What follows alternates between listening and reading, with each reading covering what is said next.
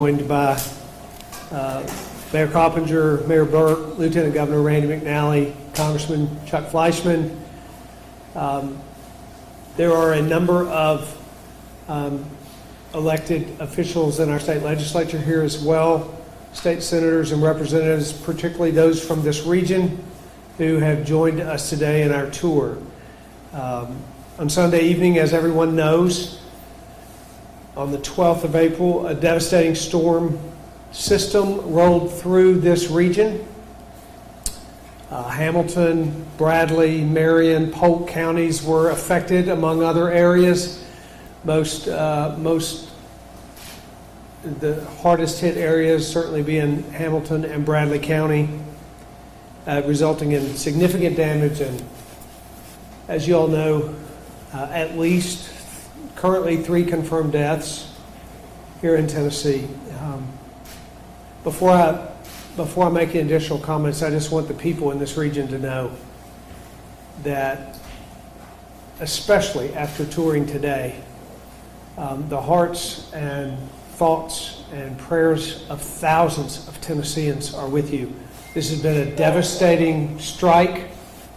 It has destroyed hundreds of structures and homes, obviously turning people's lives upside down, some losing members of their family. There is great loss and great tragedy out there right now in this region, and we want you to know that Tennessee, the efforts of the state, combined with even the federal government, FEMA, but most importantly, the work of your local community is behind you. They're behind you and will support you and will continue to work to help rebuild through this really tragic event that's occurred right here in this area. Let me commend, I talked about local officials, and I will just say the emergency response teams in Hamilton County are strong and have done an incredibly good job of immediately connecting with TEMA and with the work that's occurring across the state with the agencies in the state. Same with Bradley County emergency response teams. The mayors here have coordinated the efforts of response, and it's impressive. It's already happening out there. We walked through some very devastated, one of the hardest hit neighborhoods this morning to tour damage and talk to some of the homeowners and some of the residents in the area. We saw already efforts being made to provide input and relief to those homeowners. TEMA is on the ground. I will say that I received a call from the head of FEMA nationally, Pete Gaynor, yesterday, immediately after he heard about the tornadoes in the morning, called to offer FEMA's coordinated response, which had already begun.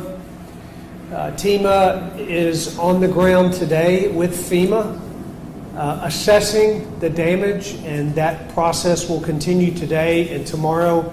We believe that by tomorrow afternoon, the damage assessments will be done, and I'll be able to declare to ask for a major disaster declaration from the President. Upon that declaration announcement, then the process of providing assistance will begin.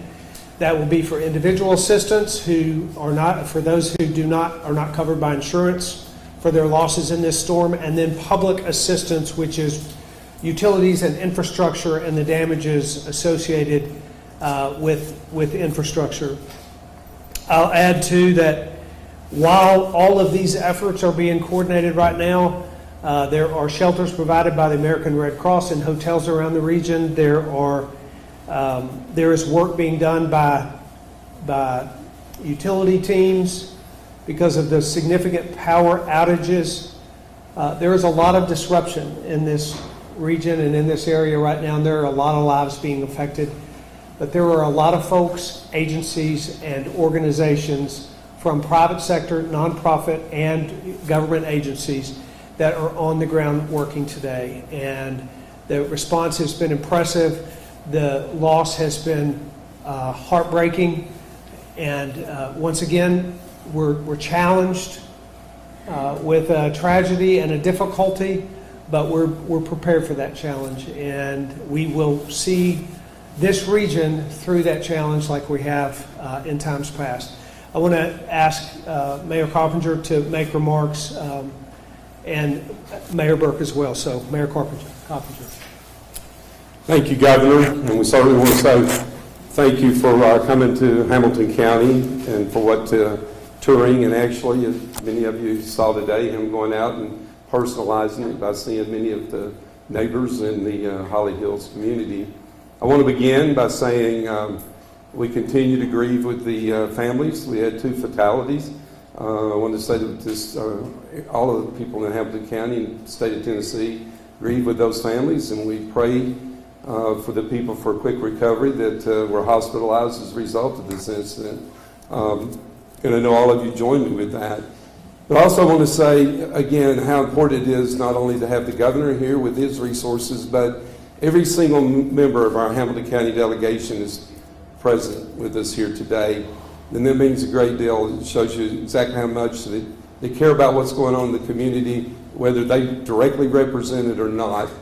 They want to see normalcy get back to our community as quickly as possible. I, too, want to send out a special thank you to all of our first responders. We happen to believe that because of their readiness and preparedness for this type of an event, we've been able to minimize the loss of life here, and maybe even in some instances property damage. So again, it's really critical to say to all of the people that contributed in all of the different ways, thank you for what you've done. As the governor mentioned, one of the things we know here in Hamilton County, in Chattanooga, that we do extremely well is public-private partnerships.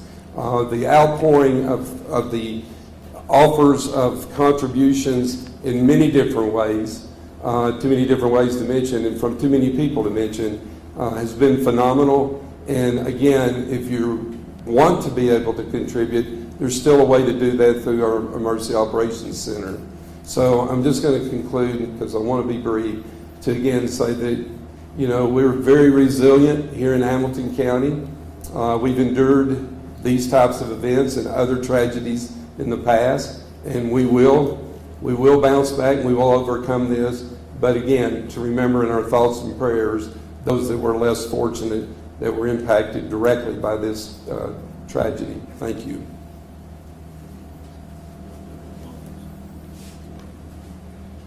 So let me also say thanks, Governor, for being here. I know that basically within a few hours of yesterday morning, Governor Lee had called me, asked if there was anything else that he could do, and that wasn't the first call I'd gotten from a state official, and so appreciate you, Governor, for being so responsive. Our congressman called me around the same time, said he'd already talked to FEMA, and of course, Mayor Coppinger and I, as always, communicating consistently throughout the day. That feels really good. Feels good to have federal, state, and local officials working together to solve these really complex problems for people in our community. A couple things that were heartening when we went out there today amid all the devastation. The very first homeowner that I talked to said that I was looking at his house, and I said, "Where'd you sleep last night?" And he said, "I slept in my house. But tonight I'm going to go sleep at my father's house because there was so much presence by police officers and everybody else out here that I feel like my stuff is secure." That felt good to have a little bit of optimism and hope. Most everybody that you talk to out there recognizes the devastation that they face, but also seems like they're already readying their plans to come back. That's who we are. This is a devastating moment, as every speaker has said.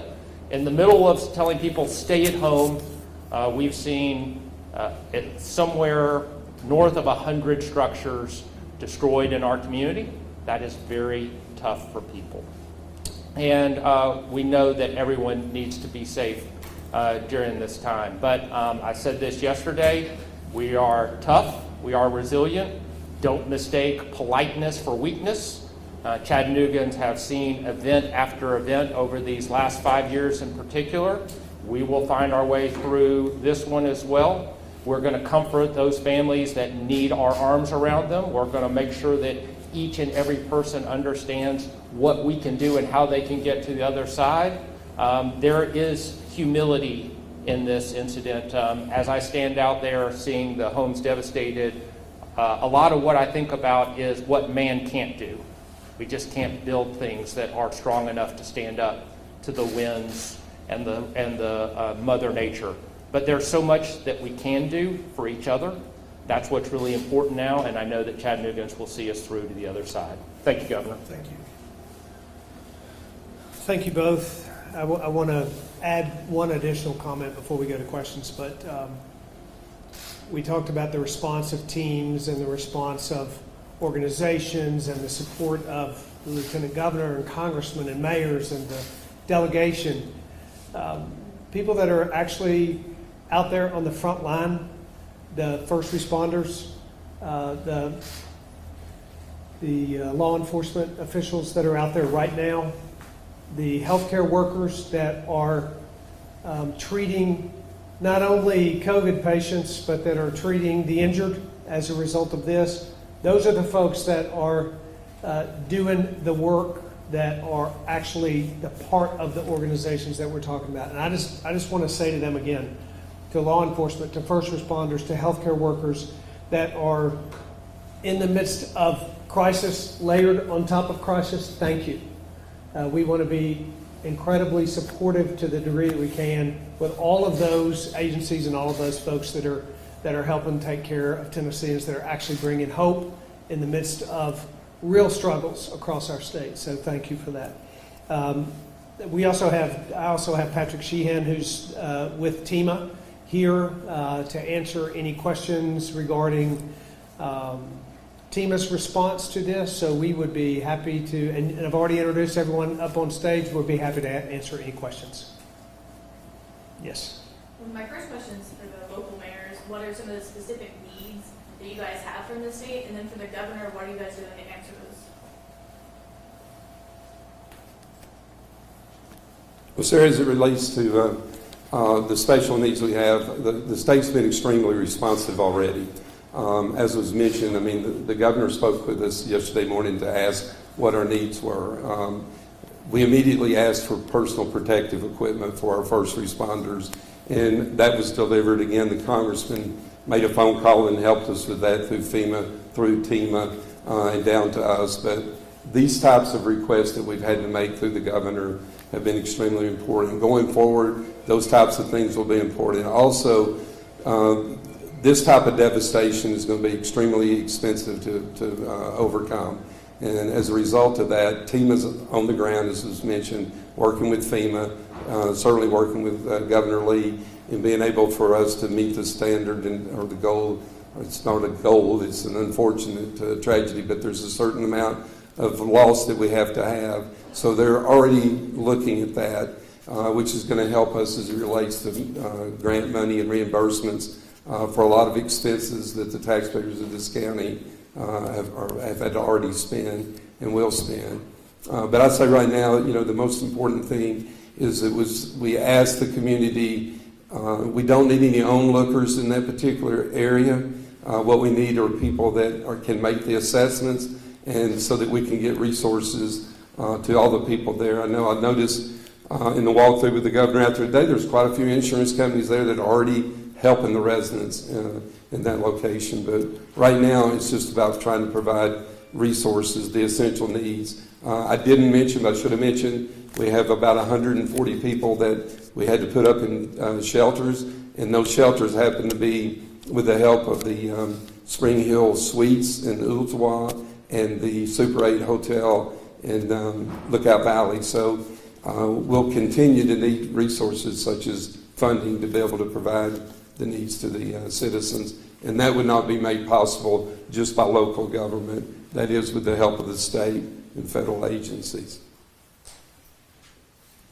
So, Mayor, my daughter got text from one of her friends staying in one of those hotels last night, talking about what it was like to be there. I'll just say everything that we need, the state is doing, which is not unusual. We see great cooperation. TEMA is making all the assessments that they need to make. This declaration, which the governor has talked about, is going to be really important. And I think it does, I'll sum up what Mayor Coppinger said a little bit more succinctly: send money. Next question, Kimberly. So I was hoping maybe you could talk a little bit more about the challenge of dealing with a natural disaster and a pandemic. What are you doing with the folks on the ground to both make sure that they have a place to stay while also trying to prevent the spread of COVID-19? Yeah, so one of the things we talked about on the ground today was the fact that we have such communication lines set up in the midst of this pandemic. For example, TEMA has regular calls with every county emergency management agency for every county in the state, connecting with them around the efforts with regard to COVID, personal protective equipment, all things related to the pandemic. We have that continuous communication. I talk weekly with the mayors from our 4 largest cities and corresponding counties. I have a federal delegation call every week. I have a call with county mayors across the state every week. Our teams do. There is so much coordination going on right now across the state because of the pandemic that the way to accomplish what's happening in the middle of a tornado is actually magnified. Our FEMA people are already here. TEMA's already here. There are already processes in place to manage that. The biggest challenge that we will have is traditionally providing resources for folks through a disaster like this would be having them come to a place where we congregate. That's not going to happen. We'll have that resource once we get this declaration put in place and the resources are available for individuals. We will develop a location that allows for social distancing, that allows for the limitations, that includes technology much more robustly. We've learned how to do that in Putnam County because we went, that tornado, it was more than just Putnam County, but the biggest extent, the greatest damage was in Putnam County. That tornado occurred about 3 days before our first COVID case. So in the midst of the FEMA and TEMA efforts over the next week or two, we had to transition from traditional FEMA response to a new strategy for providing response relief to the victims there. And we did so in a way that provided for a safe, socially distanced, technologically more advanced way of providing relief. I hope that answers your question. I think we are believing that our response to this will be enhanced because of the way we are operating across the state right now as a result of the pandemic. But do you think that these residents are at higher risk of catching the virus because of having maybe to stay with families rather than, Yeah. So for example, instead of the traditional American Red Cross shelters in a gymnasium or in a church, we're utilizing hotels so that people can individually stay in rooms and be socially distanced and protected from other victims. I think just like every other way in our society, we have learned over the past several weeks that we can live and continue to live safely. And that's what we'll be doing in our efforts here, whether it's our FEMA relief efforts, TEMA's outreach, the American Red Cross, the way that we're providing services to the residents here, we can do so in a way that is safe. And the pandemic has been here long enough to teach us how to do that. Governor Lee, I have a COVID-19 related question as well. So yesterday the president tweeted out kind of trying to provide some clarity on the opening of the states, opening them back up. He mentioned that, it is the decision of his office to to essentially open each state back up as necessary. He said that he will be in communication with the governors throughout the process, and he is talking, to your offices individually about certain things. Can you just provide some clarity on that? Well, we believe here in Tennessee that the safety, the health and safety of Tennesseans is utmost. That would be true in our response today in this tornado. It's true in our response to COVID. But we also believe that our economy cannot stay closed down for months on end, that Tennesseans need to get back to work. And we believe that those two things can be accomplished at the same time. So that is why yesterday I talked about the need to extend our social distancing stay-at-home order, but at the same time, our strategy and our plan to begin to take steps to open our economy. I was on a phone call just yesterday with the White House, Vice President Pence, and our relationship with the White House, as many states' relationship with the federal government is one of cooperation and working together. We all know that it's time for us to consider ways to begin to open economies that will continue to provide for a recognition of the safety and health of our states and our citizens. That's what Tennessee will do. I think that's what we'll see happen nationally. I certainly think that's what the president is hopeful for and wants to be a part of. So we see no reason why we can't coordinate that and have that happen in our state at the appropriate time. Any other questions? Yeah.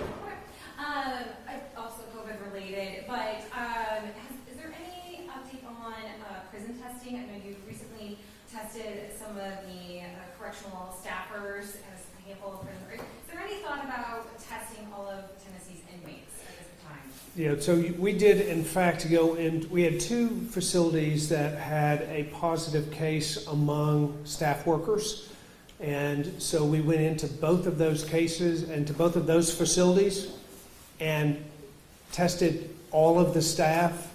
I don't remember the numbers, but several hundred, maybe 1,500. I don't remember exactly the number, but we tested staff members from both of those prison facilities. We do not currently have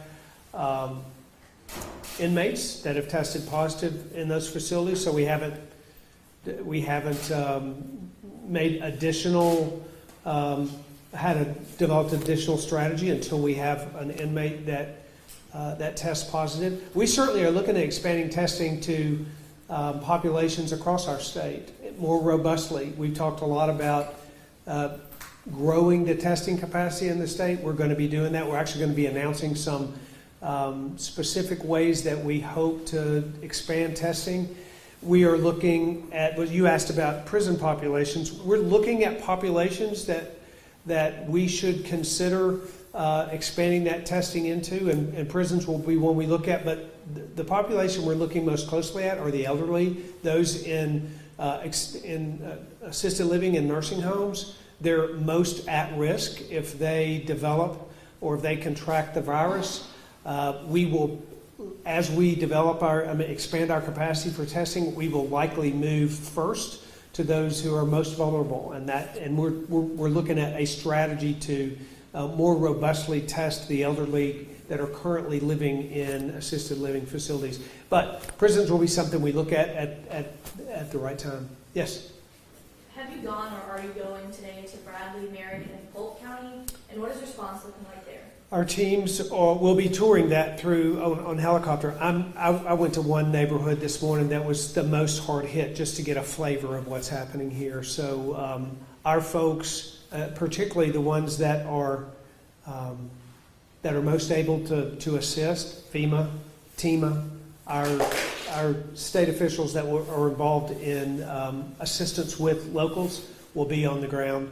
It actually can be pretty disruptive for a large group of us to drive through areas, and while it's important that we see a hard-hit neighborhood, many of these areas are not fully opened up and available yet, and so I'm not going to other neighborhoods this afternoon. But there will be teams of ours touring those by helicopter. We'll do one more question. Okay, thank you. Back to tornado efforts, and this is a question you can either answer, Governor, or Mayor Coppinger if you have time. So a couple of our viewers, some of our viewers and some of our community members have messaged in and called us about alert systems ahead of the storm on Sunday. Some of them said that they did not receive any type of alert. Can you sort of explain what type of efforts are in place for Hamilton County and our surrounding areas? I think that's probably best answered by the local officials. And thank you for your question. We were asked this yesterday. Over the years, there's been a number of public service announcements by many of you here in the media. We continue to stress the importance of, if you have a cell phone, to download the app that will alert you.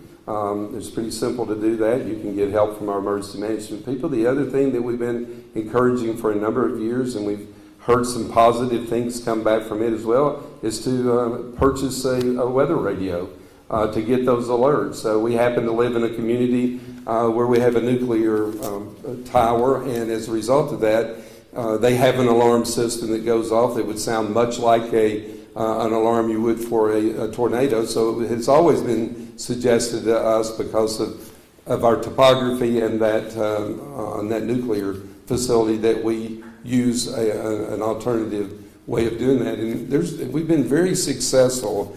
As you may know, I don't know how long you've been in the community here, but we've been doing this for a number of years through our local media and through our emergency management operation, is to encourage people to go out and purchase these radios. And the media has been very helpful with us getting that word out. Thank you. Thank you.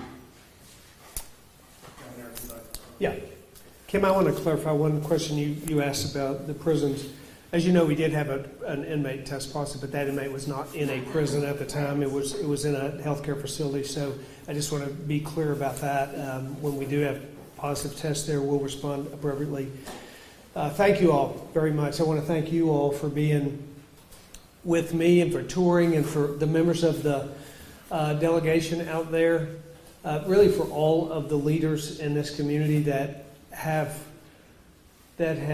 orchestrated an effort within a very short period of time that the people in these counties that are most affected here should be very proud of. This is a devastating thing for any community to go through. And make no mistake, there's a lot of pain, there's a lot of heartache, there's a lot of loss. There is a lot of need that will go on for many, many days and weeks and months in many of these families' lives. And some of the losses they've incurred will never be replaced.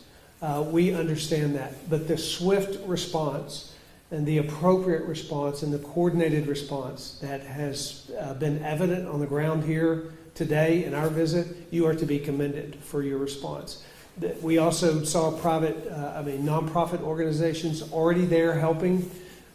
This is the time when Tennesseans step up and be Tennesseans.